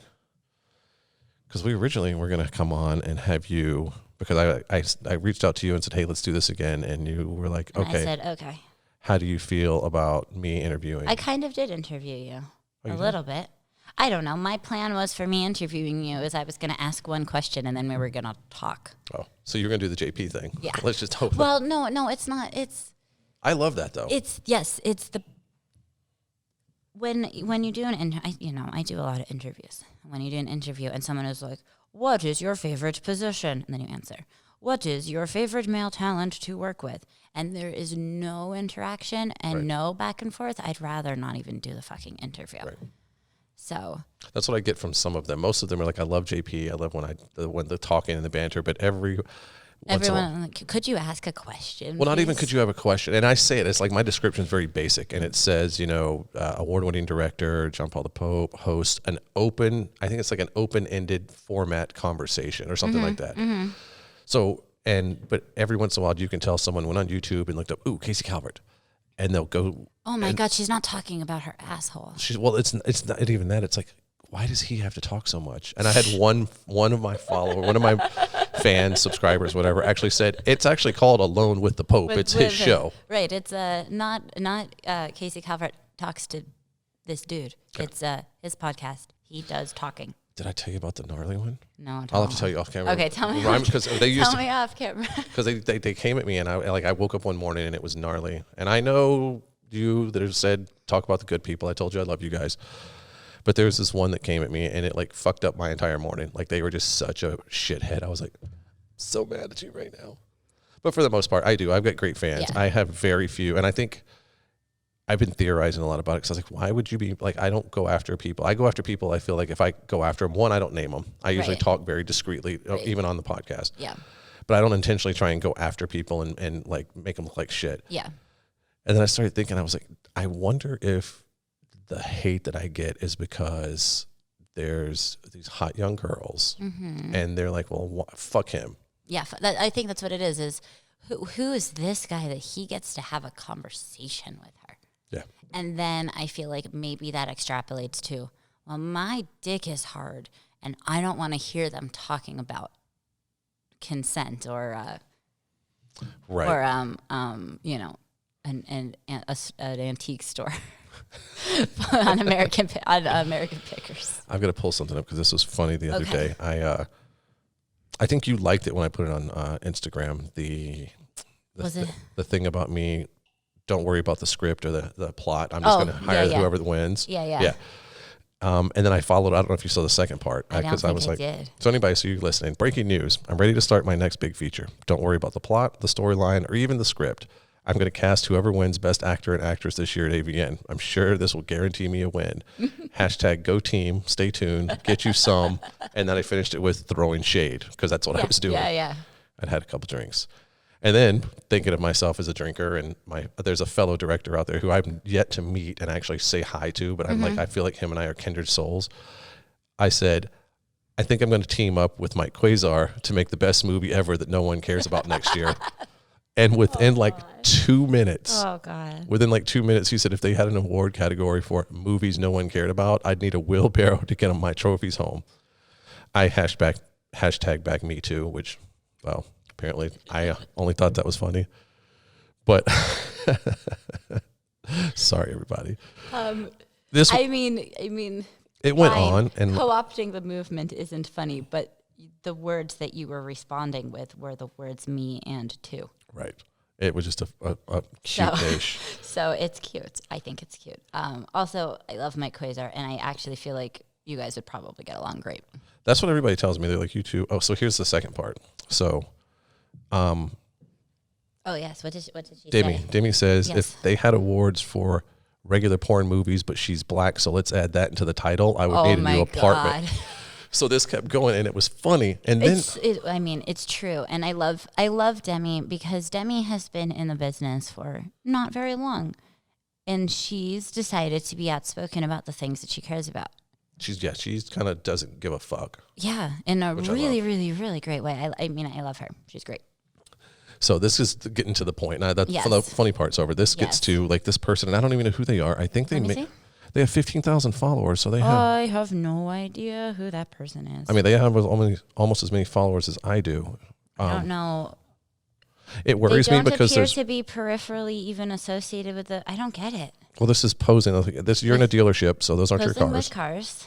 So anyway, there's this picture of this person posing with Lamborghinis with a caption that I don't quite understand. It's weird. So anyway, their post to follow up with, because we've all thought we were funny at this point, right? And you can see let me cue this up so I can be ready for this.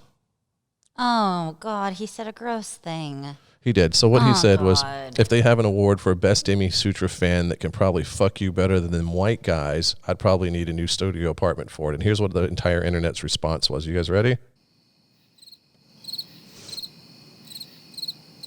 Nothing. Not a fucking soul. Not a single person. No one liked it. No one cared. And it's still... this person who has 15,000 followers tweeted something, and no one liked it, and no one cared. Yeah. Also, porn fans, it's not funny. No. That comment's not funny. I know, I moved away from the microphone because I was looking at your phone. I'm just moving it up and down. It's not funny. It's gross. Yeah. And it doesn't make us want to have sex with you. Yeah. That's not... No porn star wants to have sex with you because you said something like that. Right. And I feel like, and I've done it. I was guilty of it when Anthony Bourdain was still alive. Mm-hmm. I would watch his show and I'd have a buzz and I'd be like, I love this motherfucker so much. And with enough buzz, I'd be like, fuck yeah, and blah, blah, blah. And he never liked it. And part of me would check it just to be, because maybe one day he'd be drunk enough to like something crazy that some pornographer that named himself after the Pope. Yeah. But he never did, and he's gone now. But I would do it. So I think I understand that the mentality behind I think I'm funny. Mm-hmm. But I would say things like I think Anthony Bourdain and I share the same disdain for hipsters. Ha ha ha. Or crying smiley face. Sure. But it wasn't, hey, I think Anthony Bourdain would really like to touch my penis. Right. Or whatever. And no disrespect. That's the difference, is that we're talking about sex. And as much, as sexually open as we can become as a society, you can make a joke about disdain for hipsters, and it's one thing, and you can make a joke about sex skill based on race. Right. And that's another thing. Or even that I can fuck you better. If you can do so well, why aren't you doing it? Yeah, if you have to say it, if you have to announce that you can do better, I bet you can't. I bet you're wrong. I was just listening to yesterday. I don't know if you know this guy. He's got a show on Sirius XM. His name's he goes by Rude Jude. No, I don't know who that is. He's an author. He's got a couple books. He very much I should hit him up and be like, hey, I want to come on your show, because he's had like Bonnie Rotten on there. He's had several porn stars. He had Nick Manning on there yesterday because Nick just dropped his book, Dropping Loads with Nick Manning. Yes. I met him years ago. He's a funny guy. He showed up on my set one day, or he showed up to drop off a model. I guess he was dating or whatever at the time, and he shows up in his convertible Jaguar wearing nothing but a very fluffy robe with his chest hanging out, and that's all he had on was the robe. and the top down, and he pulls up, and he's like, "What time do I need to get it back?" Did you notice his license plate? No. I have heard. I have not seen with my own eyes, but I heard that he had a drop and load license plate. I love that man, and he's so funny. Like he's such a cut up, silly guy. I think he's also like a crazy stoner. I don't know. I don't know. He may not party at all. Who knows? Yeah, I don't know. But so anyway, he was on Rude Jude yesterday, who, like I said, has got a mouth line. Like he could probably outdo me with the vulgarity. Like he's got a mouth, and he's got a radio show on XM radio. Yeah. Where I think you can say most things, but not all things. Well, do they say the C word? Yeah. I don't know. Well, they don't have any commercials on there. Right. But I feel like they still have FCC guidelines, but I don't know. Maybe not. I don't know. Maybe it's private because it's a subscription thing. Maybe. I don't know. I don't know how it works. I subscription to XM radio came with my car, and then when it expired, I didn't pay for it. I'm a music whore, so I'm like, I need that, and I need my iTunes, and I need my Pandora. Yeah. So anyway, he's on there, and he's talking about, as I came into, I turned the radio on, and it was midway through the interview, and he was saying, all right, Nick, so you're sitting here, and you're telling me that you fucked over 7,000 women. Well, blah, blah, blah, and he starts talking about, people like, I think it was one of the big basketball star, and I can't remember who it was, but supposedly had fucked like 20,000. And Nick Manning's like, let me tell you something. I'm in the porn industry. I don't have to go out and go, hey, girl, how you doing? You want to come home with me and play that game? And I've only fucked this many. I've only fucked them. And I've had orgies at my house where people come over afterwards, and it's planned. And he said, so when you put in the logistics of I had to go out, I had to find them, I had to convince them to come back, I had to fuck them, and then I had to hang out with them until they wanted to leave and then go look for another one. Yeah, the math, it doesn't work out. No. And there was a guy who called in and said he was 50 years old. He lost his virginity at like 13. Okay. And he had sex with, I think it was over 20,000 people. So Jude, and women's. Okay. Because he kept saying women's. Said women's? Oh, God. Over and over. So Jude kept fucking with him. He's like, I like women's. How many women's was it again? And he just kept women's, just fucking with the guy.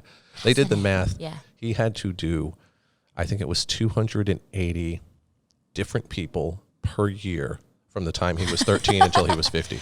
So multiple people a day. You had to be having sex with multiple people a day. Yeah, it's not 6 days a week. Like you could take one day off, I think. What is the point of lying about the number of people you've had sex with in this particular instance? I don't know, but that's the point I'm trying to make with this. With the person who's like, I can fuck you better than them.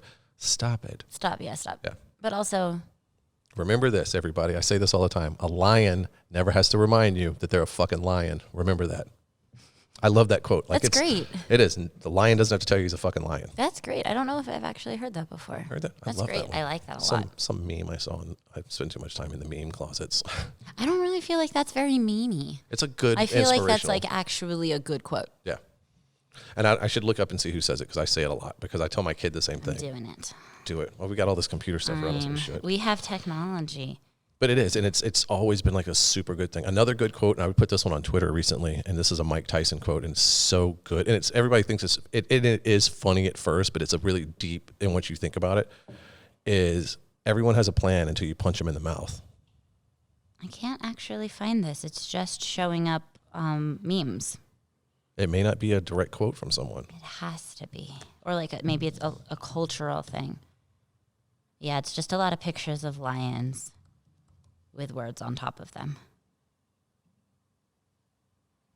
Someone took the meme and added to the bottom, it's because they can't say words. Motherfuckers. A lion never tells you he's a lion because he can't say words. Yeah, I actually don't. Yeah, it's only showing up. It's just memes. It's just fucking memes. So maybe. Maybe this is just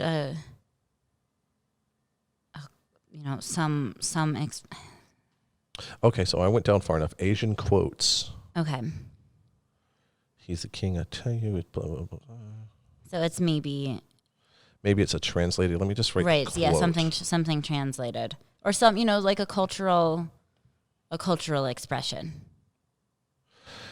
Damien Eccles, beware of those who brag about who they are, what they know, or what their accomplishments are. A lion never has to tell you it's a lion. So it's Damien Eccles. Spell Eccles.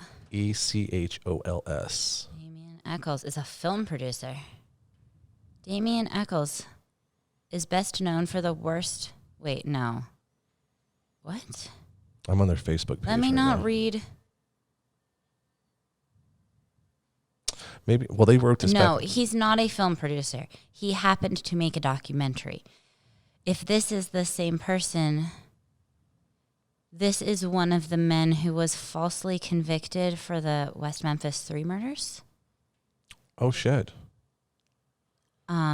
This person is well, the last thing they have on He their was 18 when he was convicted. fuck. If this is the same person. Yeah, it's DAMIENECHOLS. OLS. I mean, that's the person who's coming up. Perhaps there is another Damien Eccles who gets to live in the space where you have the name of someone who's famous and you don't show up in a Google search. So yeah, the top one, once I put "a lion never has to tell you he is a lion" quote, it shows up with him in his Facebook post that he did back in, let me pull it back up. Back in 2016. So July 10th, 2016 is the Okay. first time the internet is seeing it. Okay.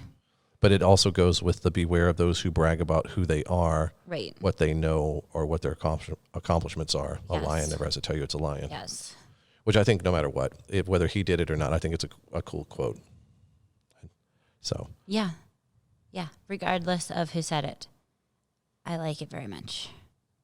it's a good one. It kind of sits there and makes you think about stuff. And I try and teach my kid that because I'm like, you don't have to go around and brag. You don't have to show. You know, hell, I just got used to not worrying, or got to a point where I really honestly could say and mean that I don't give a fuck what other people think about me for the most part. Yeah. I also don't read the comments, and it makes it a little easier in your life.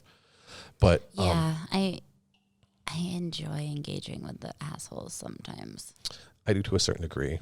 But if they hit hard enough below the belt, Oh, yeah. If they hit below the belt or if they are swerfy or religious, I get. I those don't sometimes. participate. Oh, I bet you get the religious ones all the time. And the bad thing is, I play that game. Oh, do I play that game? I've even got a quote on my personal Facebook page that says, "There ain't no devil. That's just God when he's drunk." Mm-hmm. It's a Tom Waits song, or a line out of one of the songs. And I have a brother who was part of the ministry for a while, and boy, I used to fuck with that man. I used to give him hell, and that was the one he hated the most. So I was like, "This will now be my quote on Facebook." Yeah. Because that's a great quote. There ain't no devil. That's just God when he's drunk. On that note, I have to pee. Do you want to wrap this up? And we should wrap it up because I 'Cause you have to gotta go. soon get back to the convention Yeah, center. because we're deep in this. Oh shit, we're at an hour and 40 minutes. We have just been talking. I mean, we could sit here for another hour. I could take a pee break and we could come back and talk for another hour and 38 Yeah, minutes. I think that's the thing too that people liked when I was telling you that people they really liked it. I think it's the banter. So Yeah, we're just having a conversation. yeah, I think it's the We coming. just happen to be recording it. Exactly. This is the way we talk when we're at When we're breakfast. not, right, exactly. We continued our breakfast conversation on the radio. Exactly. Alrighty. right. So we'll call that it. Let me see. I don't have any out thing. I guess I have the. You need out music. You Well, have intro clapping. Do the clapping again. Okay, I'll do the clapping, but then I put all of it in post. I do Okay. have one cool thing that I caught. It's like the one sample that I've gotten from this, and this one. Let me Okay. see if you recognize the voice. You ready? Let me turn this up so you can hear it. It's an honor to be corrupted by you, okay? That was said on my podcast, and I was like, That's a great little soundbite. isn't it? That is. Here, I'll play it again for you. Anybody at home that wants to take a guess? It's an honor to be corrupted by you, okay? Oh, man. It's a good one, right? I know who this person is. You're going to tell me, and I'm going to say, oh, duh. I'll give you. Do you want a multiple choice, or do you want the answer? No, give me a clue. I don't even need a multiple choice. Give me a clue. clue. Tattoos. That's not a big clue. You didn't say to give you a good one. It's an honor to be corrupted by you, okay? Because it's not Charlotte. No. And I don't know who all has been on the podcast. So how about iconic tattoo person who's been here longer than most of the tattooed girls? You ready? One more time. It's an honor to be corrupted by you, okay? She also has a hell of a radio voice, doesn't she? Yeah. It's not Joanna. It is. It is Joanna? It's I was about to, that was the next thing is I was going to It's skip Joanna. over. It's Joanna doing a smooth voice. Yeah. I don't even know what we were talking about, but she did that. Oh, here it is. You ready? Oh, do it. Wait, do it again. Do it again. This was what I was going to give you for Okay. the final clue was for the angel. I that may have worked for me. All right, we'll do it one more time so you Do can it hear it now again. that you know Do it's it her. again now that I know. It's an honor to be corrupted by you, okay? Okay, I hear it. We were doing. I hear it. She's doing a very like sexy voice. She is whatever we were talking about. She's not doing her phone call voice. No, we were talking about something about being dirty, and because we had just got through shooting, and I think I hit the nerves just enough to get the juices going, and that's why she's like, it's an honor. And she got the sex voice out. But she does have a good voice. She has a great voice. I was teased recently. I forget who it was that I started talking. They're like, "Oh, your voice changes a lot," and I was like, "These are just nice mics." What does that mean? Your voice changes a lot. That smooth the radio radio voice. I'm starting to get all textured because it's AVN week. Alrighty, so let's be done with this. You are badass, and I appreciate you for everything. Of course. I guess the next time I'm probably going to see you is on the red carpet, right? Oh, probably yes. Okay. Yeah, in 2 days. What day is it? Is it Thursday? 2 days. It's Thursday. Today is Thursday. Thursday the 23rd. It's AVN week, so it's all just days until it's not anymore. Right. And that's podcast after podcast and red carpet and meetings and then it's like back to normal. And then it's back to normal. Well, it's back to normal. We're going to rush. I don't know if I told you this, and then we'll wrap this up.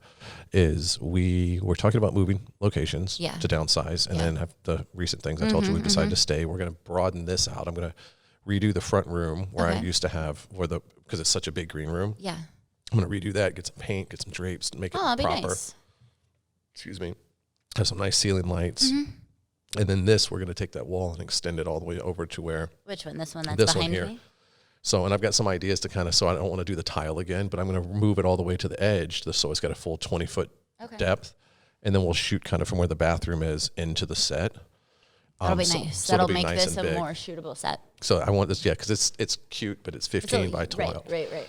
And then I'm going to take those two nice ones that just sit there collecting dust, and I'm going to destroy most of that center wall so it's a see-through now. So I have about 2 feet, run a big truss up top, and then have 2 feet on the other side so it's kind of open.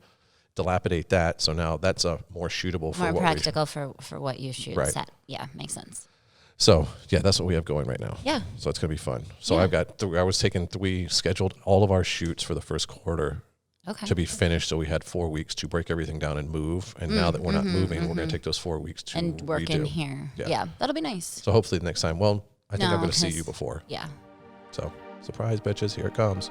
Alrighty, you were awesome. I'll see you. Thank you for having me again. Thanks for being here. Thank you everyone for listening and or watching. Bye.